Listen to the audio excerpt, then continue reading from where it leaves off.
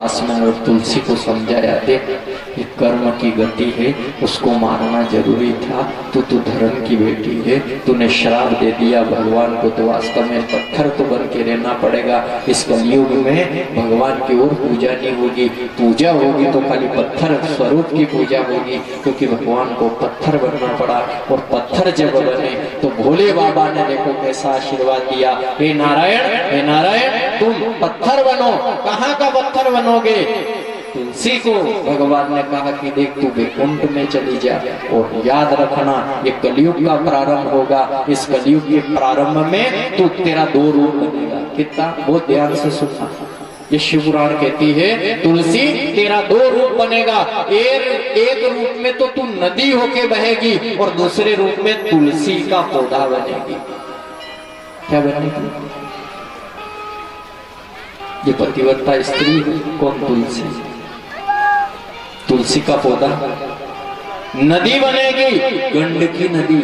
भागवत महापुराण में सुना है आपने, गंडकी जो नदी है वो तुलसी ही है। और गंडकी नदी जब बहने लगी उसी समय वो धार होके चल दी वहीं से। और जैसे ही वो चली उसी समय भगवान को श्राप था कि आप पत्थर बन जाओ। तो शिव जी ने कहा, हे नारायण तुम एक काम करो, इसी गंडकी नदी में तुम पत्थर बन जाओ। और पत्थर बने, इसमें कीड़े मकोड़े छोटे छोटे जानवर है, तुम्हें काटेंगे। तो जो भगवान को काटा, छोटे छोटे शालग्राम जी सबके घर पे है, बोलो है ना। ये शालग्राम जी कहाँ से आते हैं? उसी गंडकी नदी में से निकलते हैं। कहाँ से? आज पूरी दुनिया जिस शालग्राम जी को पूजा करती है, छोटे छोटे सब माथे पे लेके कोई पूजा कर रहा है, कोई गोपी चंदन लगा रहा है, कोई स्नान करा रहा है, ये सभी उस गंडकी नदी में तुलसी के श्राप से भगवान पत्थर बन गया।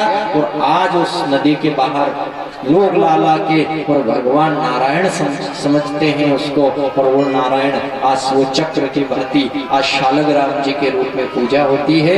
और गंडकी नदी में भगवान नारायण रहते हैं, तुलसी भी जल के रूप में बहती है। मतलब ये दोनों एक साथ हो गए। और ये दोनों बहते बहते बहते बहते कहाँ चले गए? सागर के उस मेल तक चले गए हैं। और यहाँ शिव महापुराण कहते हैं संतों, ये श्राप लगा था तुलसी माँ का, जो तुलसी माँ ने शंखचूर्ण को श्राप, तुलसी माँ ने शंखचूर्ण पतिव्रता धर्म के प्रति जो अपना कार्य किया, उसके लिए आज भगवान नारायण भोले बाबा के आशीर्वाद से ये दोनों पति पत्नी के रूप में जल और पत्थर बने। आज भी जल की महिमा है। कौन सी? गंडकी नदी के जल की महिमा बहुत स्कंद पुराण में फिर इसके आगे की और कथा वर्णित की गई है। और जहाँ ये भगवान पत्थर बने, तो आज किसकी पूजा हो रही बताओ? दुनिया सारी यही कह रही है कि पत्थर की राधा रानी, पत्थर के कृष्ण मुरारी, पत्थर से पत्थर घिस कर तेरा पत्थर की माँ अब घर से नाम निकाली, पत्थर के मठ पे बैठे माँ वो शेरो वाली, पत्थर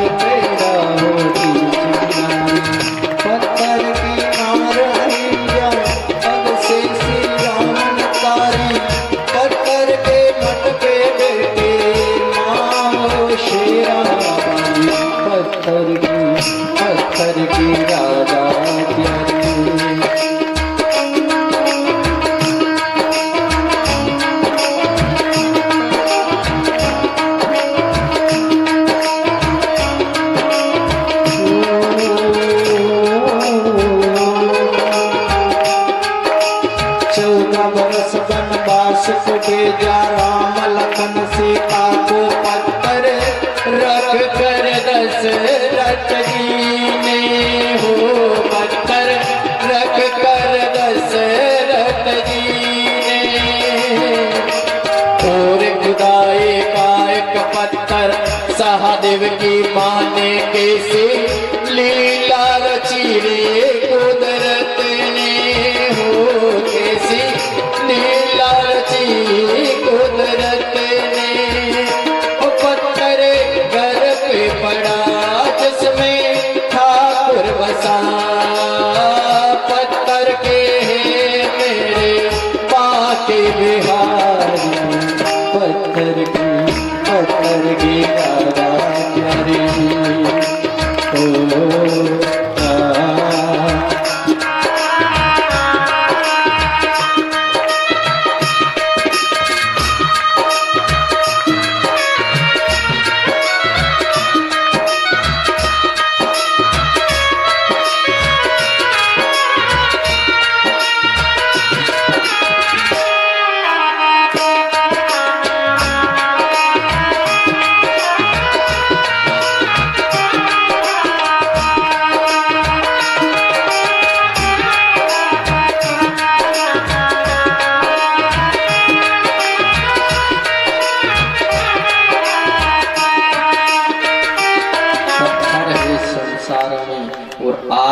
प्रत्येक मानव मात्र पत्थर के रूप में उस परमात्मा की पूजा कर रहा है।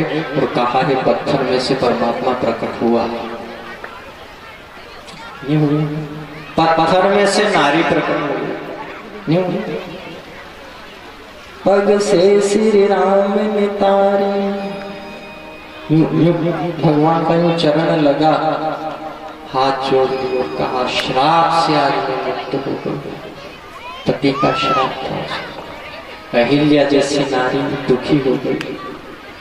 आप ध्यान देना, ये पत्थर में परमात्मा का होना।